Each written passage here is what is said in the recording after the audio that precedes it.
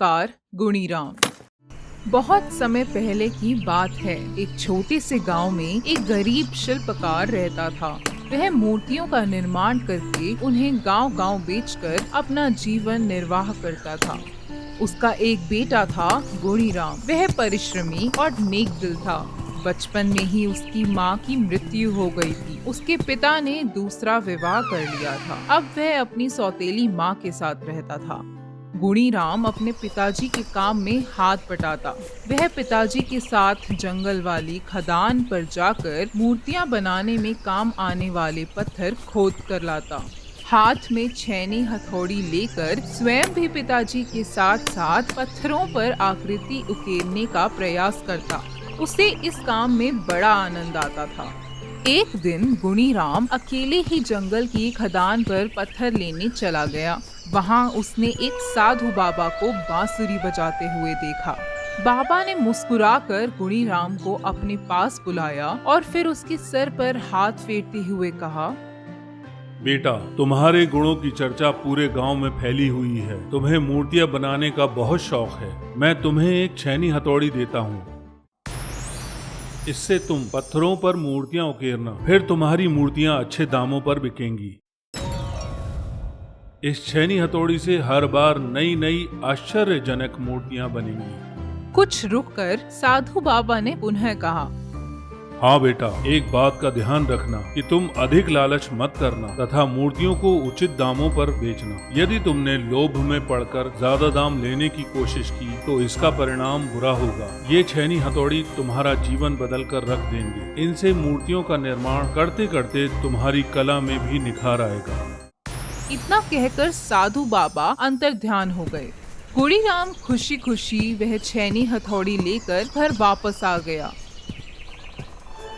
उसने अपने माता पिता को भी दोनों चीजें दिखाई और पूरा वृत्तांत कह सुनाया। उसके माता पिता सब बातें सुनकर बहुत खुश हुए। अब गुणीराम तरह तरह की कलात्मक मूर्तियों का निर्माण करने लगा। बाजार में उनकी मूर्तियां अच्छे दामों पर हाथों हाथ बिक जाती थी। अब उन लोगों की दरिद्रता समाप्त हो गई। उनके राजा ने एक महल बनवाया। शाही महल में श्रेष्ठ मूर्तियां स्थापित करवाने की इच्छा राजा ने अपने मंत्री से प्रकट की। ठीक है राजन, मैं कल ही राज्य में यह ऐलान करवाता हूँ कि जो शिल्पकार शाही महल के लिए सबसे सुंदर मूर्तियां बनाएगा उसे 1 लाख स्वर्ण मुद्राएं इनाम में मिलेंगी। गुणीराम ने भी ऐलान सुना। उसके मन में लोभ आ गया। साधु बाबा की चेतावनी भूलकर वह भी अपनी छैनी हथौड़ी लेकर राजधानी की ओर चल दिया। एक निश्चित मैदान में 1 दर्जन से भी अधिक शिल्पकार अपनी अपनी कल्पना से मूर्तियों का निर्माण करने लगे।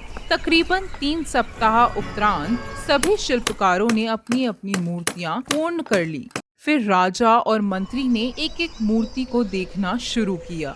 गुणीराम की मूर्ति सभी मूर्तियों से सजीव लगती थी और सुंदर थी। राजा ने उसकी मूर्ति का चयन कर वैसी ही 10 मूर्तियां और बनाने का आदेश दिया। गुणीराम के मन में यह बात बैठ गई थी कि वह सर्वश्रेष्ठ शिल्पकार है। उसके चेहरे पर अहंकार का भाव स्पष्ट दिखाई दे रहा था। लालच में अंधा होकर वह रात दिन मूर्तियों के निर्माण में जुट गया।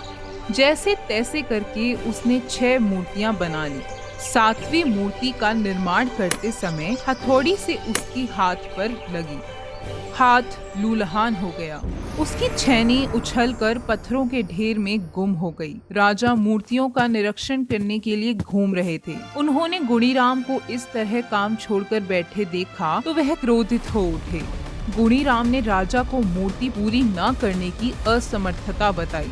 गुणीराम को साधु बाबा की चेतावनी याद आ गई। उसकी आंखों से आंसू झरझर बहने लगे। गुणीराम को अपनी करनी का काफी पश्चाताप हुआ। उसने फिर कभी लालच ना करने की कसम खाई। पुनः वह लगन से मूर्तियों के निर्माण में लग गया। मूर्तियों के दाम भी उसने बहुत अधिक नहीं रखे। अपनी मेहनत व लगन के कारण अब भी वह सब में एक प्रसिद्ध शिल्पकार के रूप में चर्चित था।